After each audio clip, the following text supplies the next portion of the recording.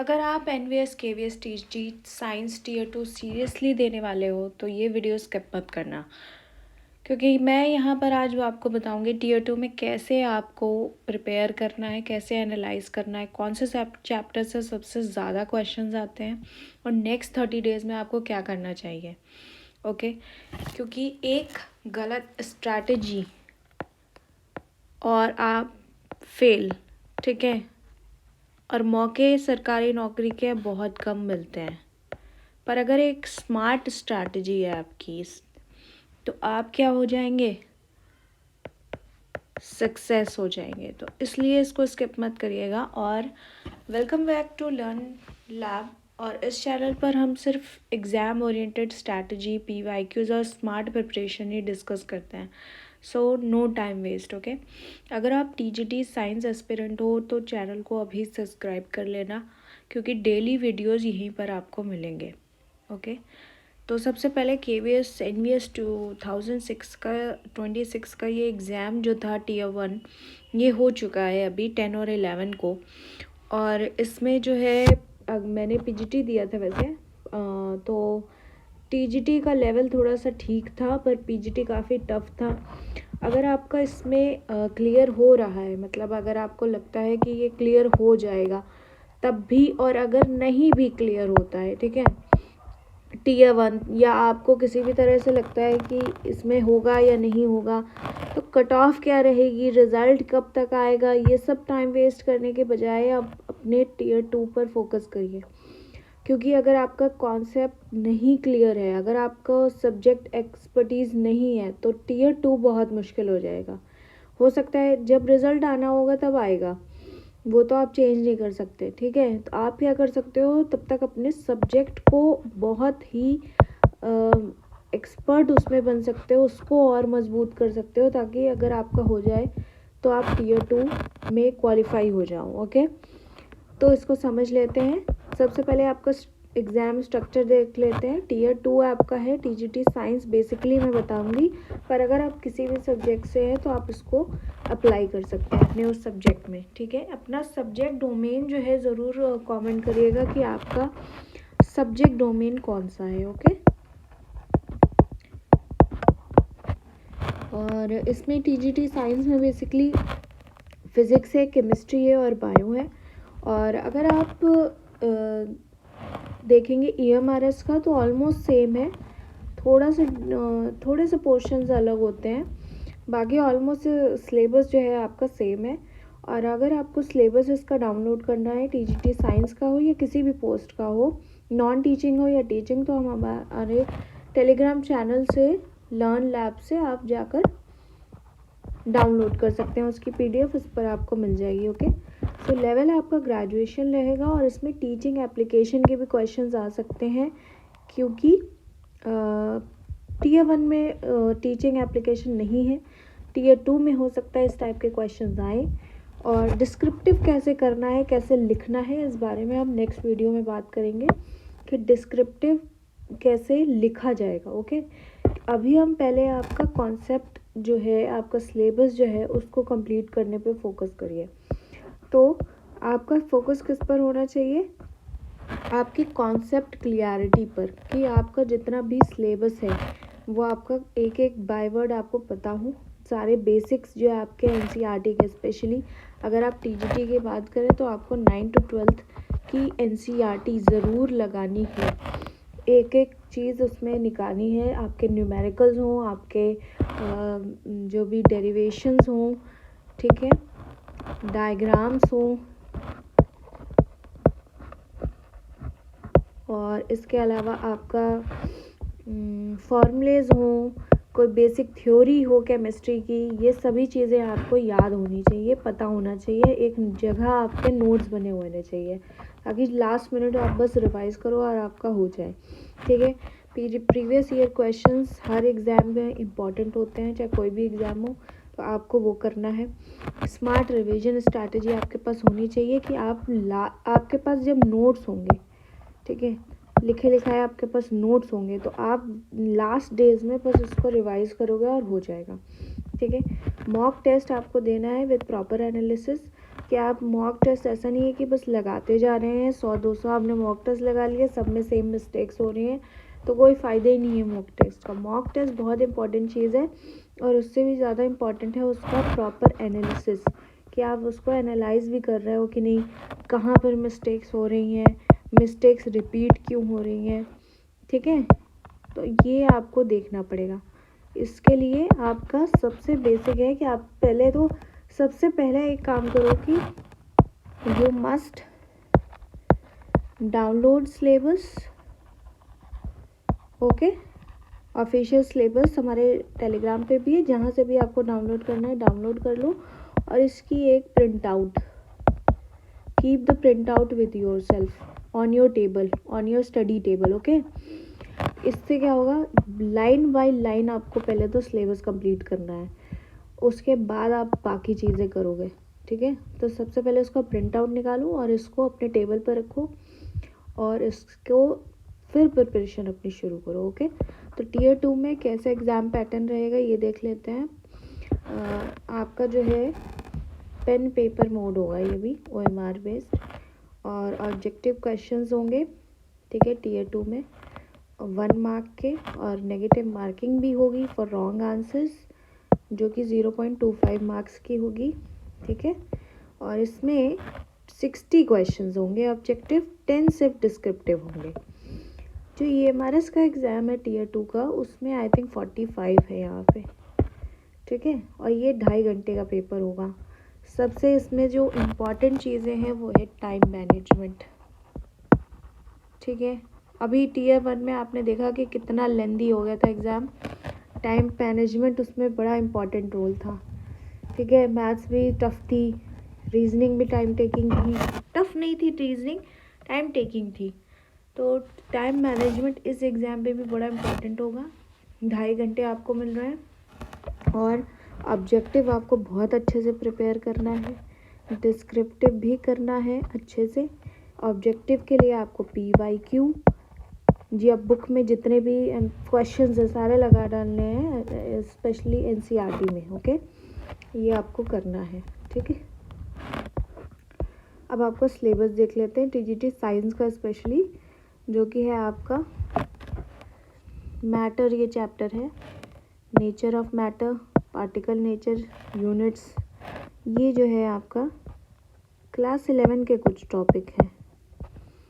बाकी ये दोनों तो ऊपर वाले 9th 10th में आपको मिल जाएंगे, 9th 10th NCERT में। Okay, structure of atom class 11 का टॉपिक है। केमिकल रिएक्शंस, उनको बैलेंस करना, उनके टाइप्स, ये सब 10th क्लास का है, ठीक है। 9 to 12 आपको जो NCERT है वो एकदम बढ़िया से करनी है, ताकि उसमें कुछ भी ऐसा ना रह जाए। ये जो आइडोफॉर्म टेस्ट है, ये जो चीज़ें हैं, ठीक है, ये बहुत पूछी जाती हैं, स्पेशली डिस्क्रिप्टिव में। होमोलोगस सीरीज, कार्बन अपने आप में एक बहुत इंपॉर्टेंट चैप्टर है फॉर डिस्क्रिप्टिव एंड ऑब्जेक्टिव दोनों, क्योंकि यहाँ पे आपके सब्जेक्ट डोमेन में पेपर टफ होगा, सबसे पहली बात, क्योंकि आपकी नॉलेज चेक हो रही है, ठीक है। यहाँ बच्चे ज़्यादा छिटेंगे। अगर आपका टियर 1 क्लियर हो भी जाता है, मान लो उसमें किसी का ठीक ठाक भी एग्ज़ाम हुआ वो हो भी गया, लेकिन टियर 2 में जो है आपके जो एक्सपर्ट है नॉलेज में उसी का होगा, ठीक है, क्योंकि इसमें कॉन्सेप्ट क्लियरिटी आपको होनी चाहिए, ठीक।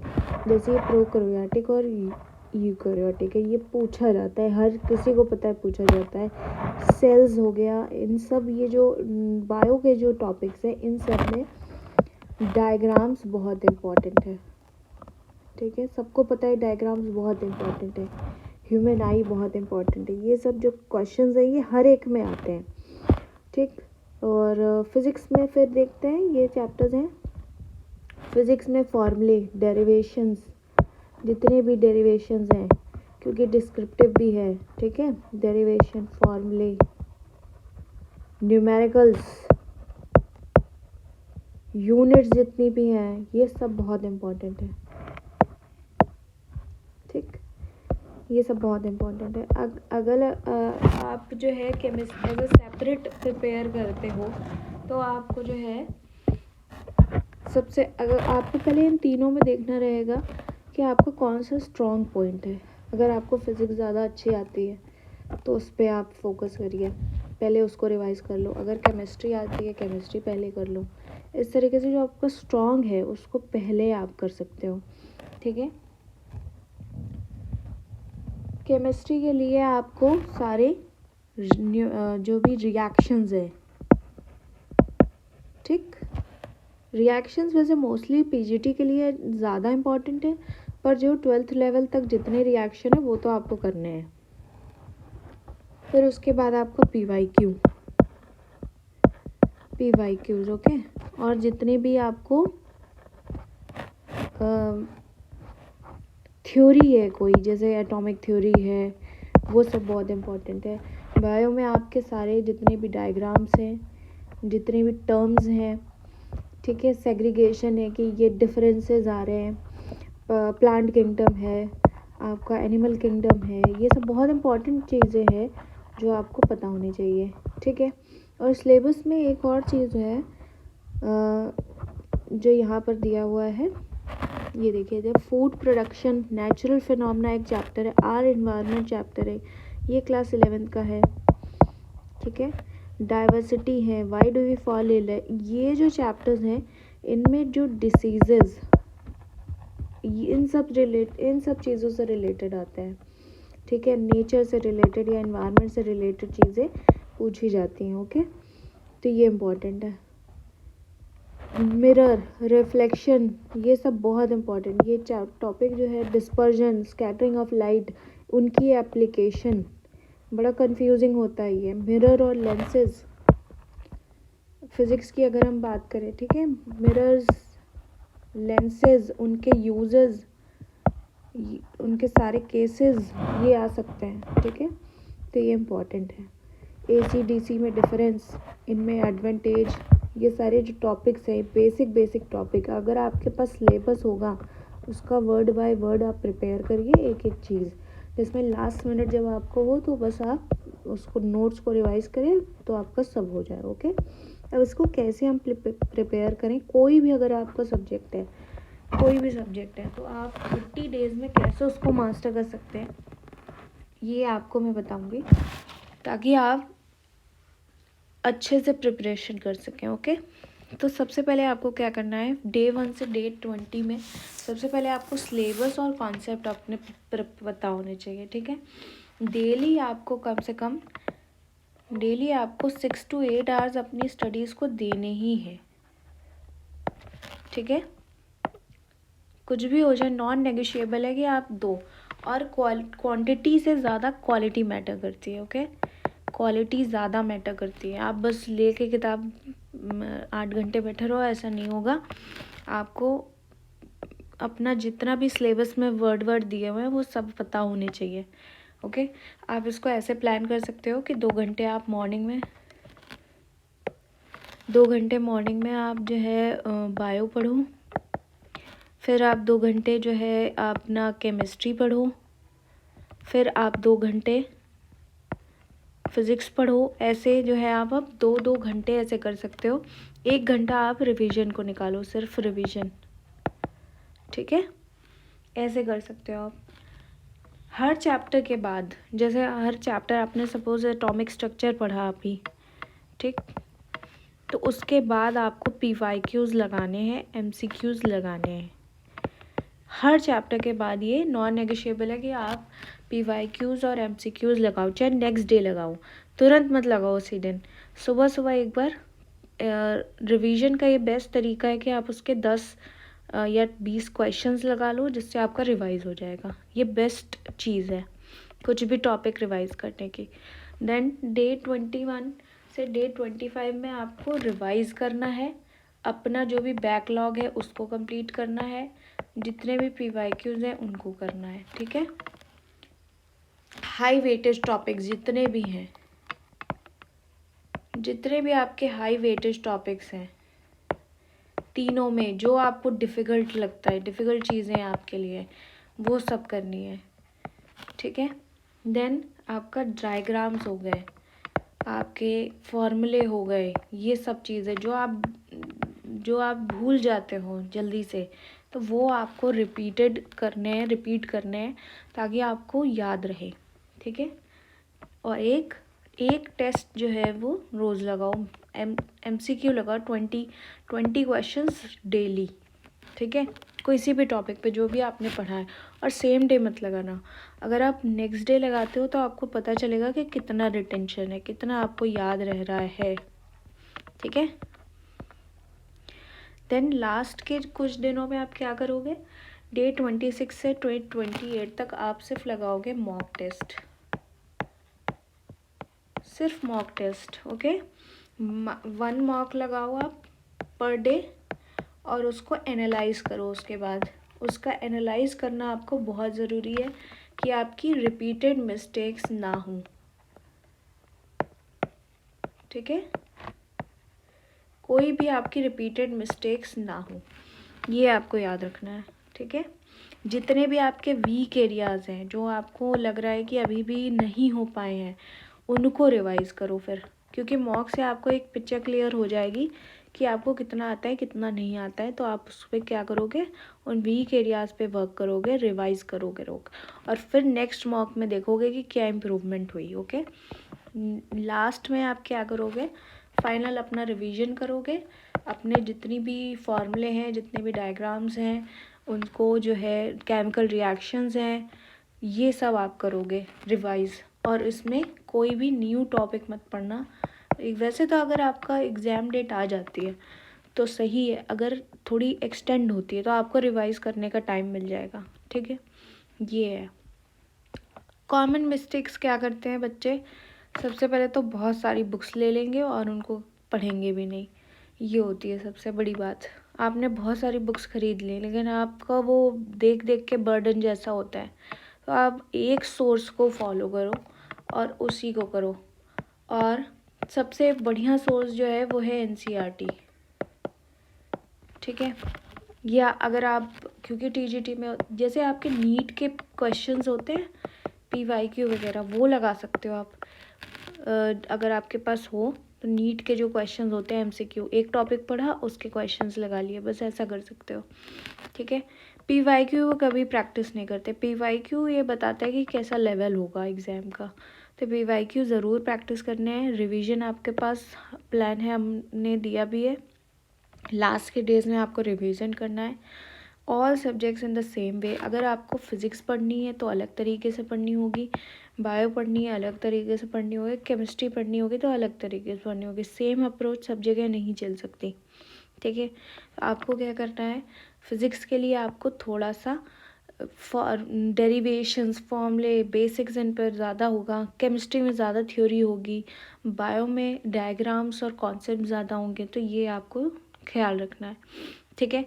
अगर आप ऑनेस्टली इस प्लान को फॉलो कर लेते हो तो आप ज़रूर क्वालिफाई करोगे, ओके।